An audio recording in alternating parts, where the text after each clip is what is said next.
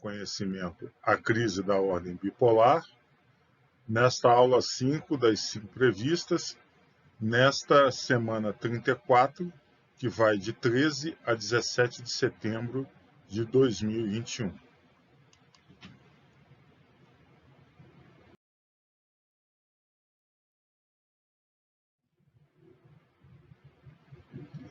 Falemos agora, então, onde estamos no nosso terceiro trimestre letivo.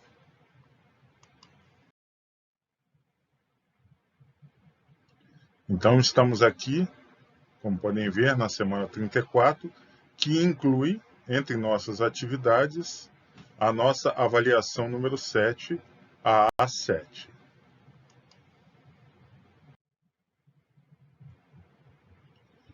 Vejamos aqui os objetos do conhecimento da base comum.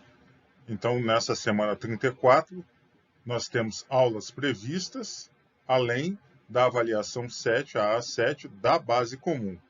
Nessa semana 34, ela ocorrerá no dia 15 e no dia 17 de setembro, com o calendário já divulgado. Na semana 35, nós passaremos ao Brasil na contemporaneidade e teremos a nossa avaliação 7 da base comum no dia 20 de setembro, incluindo física e a nossa disciplina História. Na semana 36 e 37, continuaremos então o nosso assunto Brasil na contemporaneidade.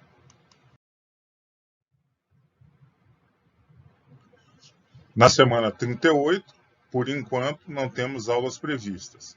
Temos previstas as avaliações número 8, dos itinerários formativos das carreiras militares, o CAMIL, e das carreiras universitárias, o CAUNI. E, caso tenhamos alguma outra modificação, nós atualizaremos esse cronograma.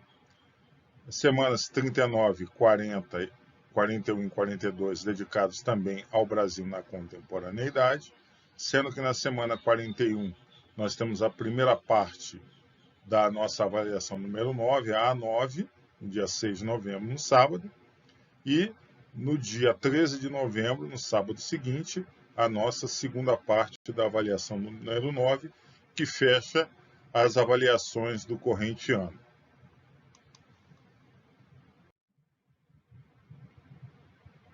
Vejamos então o roteiro geral que nós estamos a abordar na nossa disciplina no objeto conhecimento presente.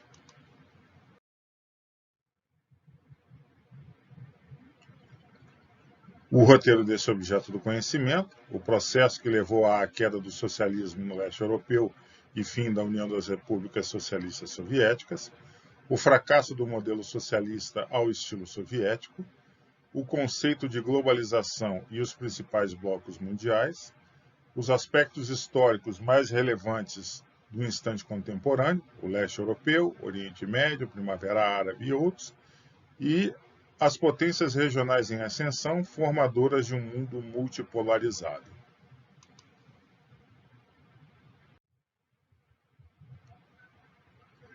As nossas fontes de consulta. Lembrando o capítulo 49, Socialismo da Revolução à Crise, páginas 709 a 726. E o capítulo 50, Desigualdades e Globalização, das páginas 727 a 751.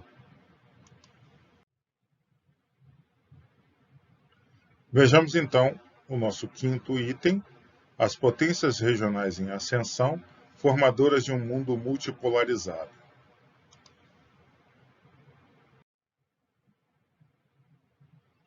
Então, vemos aqui a China e sua capital, Beijing, mostrando a grandeza da extensão territorial desta nação.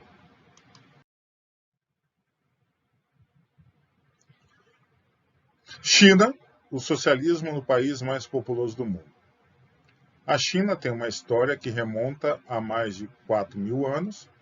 Por volta de 221 a.C., foi fundada a primeira dinastia imperial chinesa, a dinastia Qin, que deu nome à China. Na época moderna, por mais de 2 séculos, a China foi governada pela dinastia Manchu, ou Qing, de 1644 a 1911, a última da China Imperial.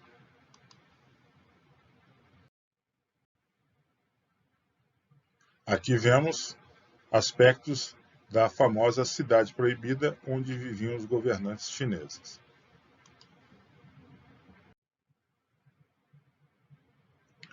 Instalação da República.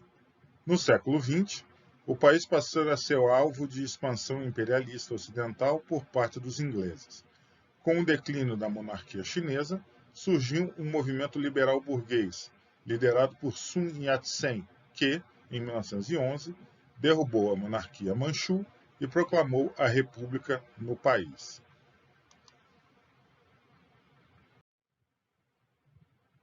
Vemos aqui imagens de Sun Yat-sen, o fundador da República da China, em outubro de 1911.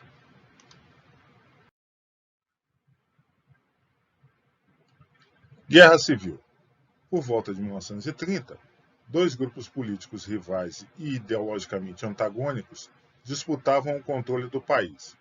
Forças capitalistas, comandadas pelo general Chiang Kai-shek, do Kuomintang, ou KMT, ou Partido Nacionalista, e forças comunistas, comandadas por Mao Tse-tung, do Partido Comunista Chinês, o PCC.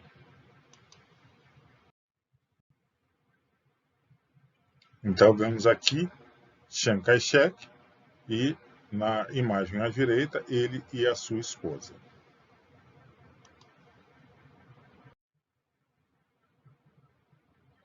Vemos aqui, então, Mao Tse-tung e, à direita dele, representantes do comunismo mundial: Stalin, Lenin, Engels e Marx.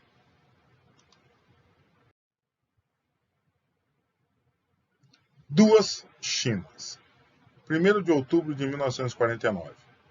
Mao Tse-tung venceu definitivamente seus inimigos internos e criou a República Popular da China, que compreendia todo o território continental chinês.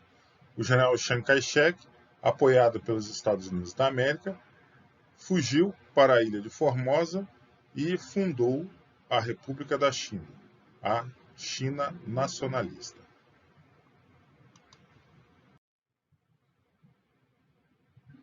Vemos aqui territórios sob o controle da China continental e territórios controlados pela China insular, a China nacionalista.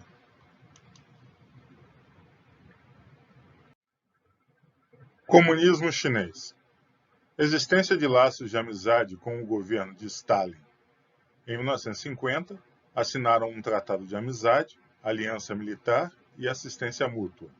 Esta aliança se rompeu quando Khrushchev assumiu o poder na União das Repúblicas Socialistas Soviéticas após a morte de Stalin em 1953. Os chineses fabricaram sua primeira bomba atômica na década de 1960. Disputaram com a União das Repúblicas Socialistas Soviéticas a liderança ideológica internacional do movimento comunista. Vemos aqui, então, comunistas chineses levando a imagem de Karl Marx. Planificação da economia. Inicialmente, adotou o modelo econômico soviético. Estabeleceu o primeiro plano quinquenal em 1953. Em 1958, elaborou um segundo plano econômico, agora trienal, conhecido como o Grande Salto para Frente. Foi um fracasso. O fracasso gerou fome e mortes por desnutrição de milhões de chineses e também custou a diminuição do poder de Mao Tse-tung no Partido Comunista Chinês. Vemos aqui, então, imagens do Grande Salto à Frente, de 1957 a 1961, quando, em 1957, Mao Tse-tung lançou um ambicioso plano, uma comunização radical. Os objetivos do Grande Salto à Frente seriam adiantar o país, e foi um fracasso geral, particularmente com a morte de centenas de pessoas, centenas de milhares de pessoas por fome e desnutrição. A Revolução Cultural, promovido por Mao Tse-tung em 1966, com o apoio da famosa Camarilha dos Quatro, que incluía sua esposa Jiang Qin. O objetivo era revitalizar o espírito revolucionário chinês contra os privilégios das classes e o modo de vida burguês, expressos e mantidos basicamente pelas manifestações culturais. Visava, também, livrar a sociedade chinesa da influência da cultura ocidental, considerada nociva, promovendo uma revolução permanente. Vemos aqui, então, uma imagem recordando 16 de maio de 1966, a Revolução Cultural Chinesa. Aqui, outra imagem, destacando o camarada Mao e o seu famoso livro vermelho. Também imagens da Revolução Cultural Chinesa. Mais uma vez, o camarada Mao e a Revolução Cultural Chinesa. Após a morte de Mao Tse-tung, em 1976, os partidários do antigo líder foram afastados do poder político. Os membros da chamada Camarilha dos Quatro foram presos, julgados por liderar os excessos da Revolução Cultural e condenados a punições que variavam de 20 anos de prisão à pena de morte, depois comutada para a prisão perpétua. Vemos então aqui prisão e condenação da Camarilha dos Quatro, que era liderada pela mulher de Mao Tse-tung, pela prática de abusos e atrocidades durante a Revolução Cultural Proletária. Mudança do regime. Os novos dirigentes chineses, em especial Deng Xiaoping, passaram a estimular a modernização do país, promovendo um processo de abertura econômica para o mundo capitalista e promulgando, em 1982, uma nova Constituição. Intensificaram também a reaproximação com o governo dos Estados Unidos da América, o que levou ao restabelecimento de relações diplomáticas entre os dois países em 1979. Vemos aqui, conforme citado, Deng Xiaoping.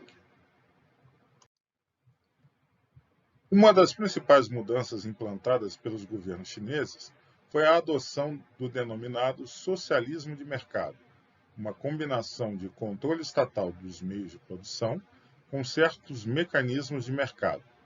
Entretanto, os novos dirigentes pouco fizeram para criar instituições democráticas.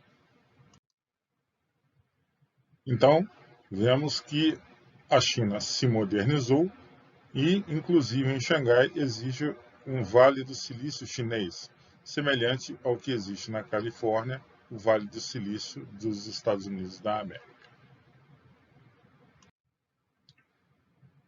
Como nós estamos falando de outros países emergentes, veremos a Índia e a África do Sul, que com o Brasil, a China e a Rússia, compõem o chamado Grupo dos BRICS. Essa parte da Índia foi tirada de Júlio César Lázaro da Silva, do link que aí está colocado. O Grupo BRICS define as nações emergentes com maior potencial para crescimento econômico no mundo, sendo formado por Brasil, Rússia, Índia, China e África do Sul. Dentro desse grupo, a Índia merece destaque pela produção de manufaturas, ainda que em menor proporção que os chineses, e principalmente pelo desenvolvimento do setor de serviços, desde os mais especializados e que exigem maior qualificação da mão de obra, até os call centers, em que a fluência da língua inglesa é o maior requisito para esse posto de trabalho. Então vemos aqui os países que formam o grupo dos BRICS: Brasil, Rússia, Índia, China e África do Sul. A Índia tem uma população superior a 1 bilhão e 300 milhões de pessoas e foi o país que mais contribuiu para o crescimento da população mundial nos últimos anos, com um crescimento médio anual de 16 milhões de habitantes. Em 2030, deverá se tornar o país mais populoso do mundo, principalmente por não contar com uma política de natalidade e pela cultura predominante do país estar relacionada ao hinduísmo, que considera os nascimentos sagrados, devido à crença das reencarnações. Restringir um nascimento é compreendido como limitar a evolução espiritual de uma alma. Em um cenário de envelhecimento mais avançado na Europa, Japão e em andamento em várias outras localidades, essa característica pode favorecer a Índia, mantendo uma enorme força de trabalho e possibilitando o fortalecimento de um mercado interno de consumo, pois a classe média indiana já ultrapassou a marca de 200 milhões de pessoas.